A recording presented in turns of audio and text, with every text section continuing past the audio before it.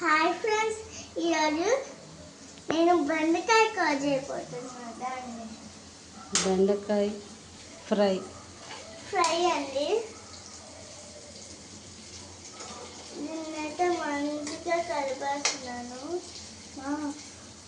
దీంతో పెట్టు నా మొహం.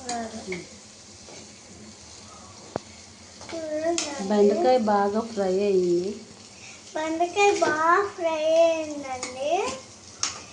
ఇంకా కాసేపు ఇంకా బాగా ఫ్రై అవుతుంది.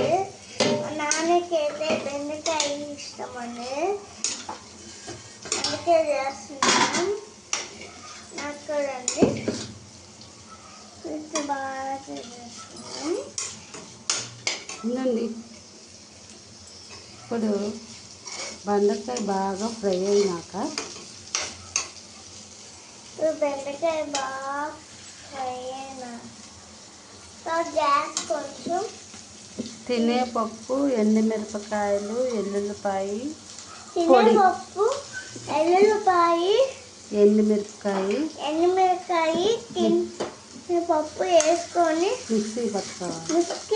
మిక్సీ పెట్టుకోవాలండి. ఇప్పుడు బాగా వేగినాక కొంచెం బాగా వేగినాక కొంచెం వేయాలండి. వేసి కొంచెం పౌడర్ ఫ్రైలో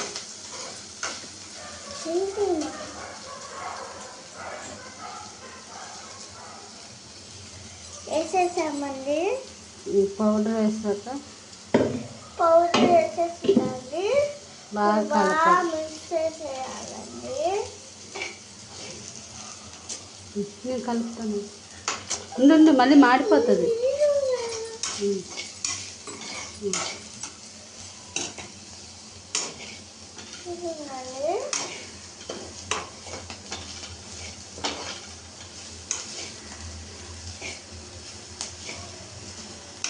పౌడర్ వేసాక గ్యాస్ ఎక్కువ పెట్టుకోవాలండి.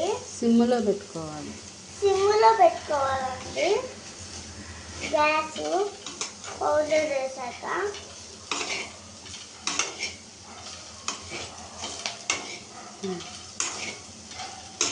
ఇప్పుడు ఒక నిమిషంలో బాగా కలిపేసుకున్నాక ఉప్పు ఉప్పు, కారం, సాల్ట్ వేసుకోవాలండి. అవన్నీ వేయలేదు.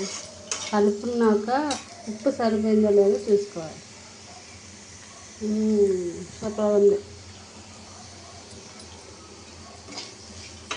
సరిపోయినాక ఉప్పు, కారం చేయాలండి.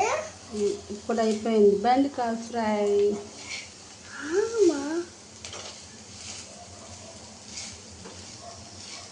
బాగా వేపాలండి. మా నాన్నకేమో ఎర్రగా వచ్చేటట్టు వేపాలండి, అందుకే వేపుతున్నాము. ఏం చేద్దాం. ఇప్పుడు ఒక రెండు సాల్ట్ వేసేస్తున్నాం. సాల్ట్ వేసాక మళ్ళీ సిమ్లో పెట్టుకొని మూత పెట్టేసుకోవాలి. సిమ్లో పెట్టుకున్న తర్వాత మూత పెట్టేసుకోవాలండి. 10 మినిట్స్ వెయిట్ చేయాలి. అయిపోయింది బెండకాయ ఫ్రై. అయిపోయిందండి బెండకాయ ఫ్రై. వేడి అన్నంలో బెండకాయ ఫ్రై కలుపుకొని తింటే అది కూడా పడుతుంది. కొంచెం చేసేసుకుంటే సరిపోయా. వేడి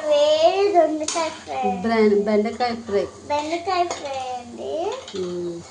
మంచిగా అన్నం మీరు వేడి అన్నంలో కలుపుకొని సూపర్గా తింటే సూపర్గా ఉండదండి. టేస్టే వేరు మా నాన్నకి. ఓకే అండి, బాయ్. సరే అండి, నెక్స్ట్ వీడియోలో దొండకాయ ఫ్రై కూడా అండి చూపిస్తాము.